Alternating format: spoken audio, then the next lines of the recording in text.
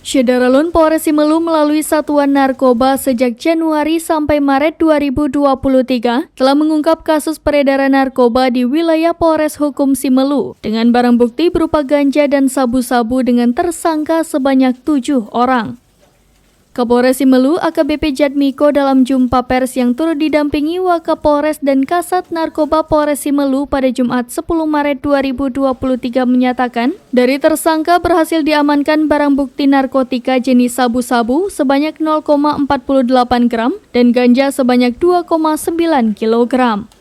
Di hadapan awak media, Kapolres Simelu menegaskan bahwa pihaknya akan menindak tegas setiap pelaku narkotika di wilayah hukum Polres Simelu. Adapun pasal yang ditersangkakan terhadap pelaku, yakni pasal 114 ayat 2 Jungto pasal 11 ayat 2 Jungto 127 ayat 2. Ancaman hukuman pidana penjara minimal 6 tahun dan maksimal 20 tahun, serta pidana denda maksimum 1 miliar rupiah. Dari Simelu, Sari Mulyasno, serambinews.com.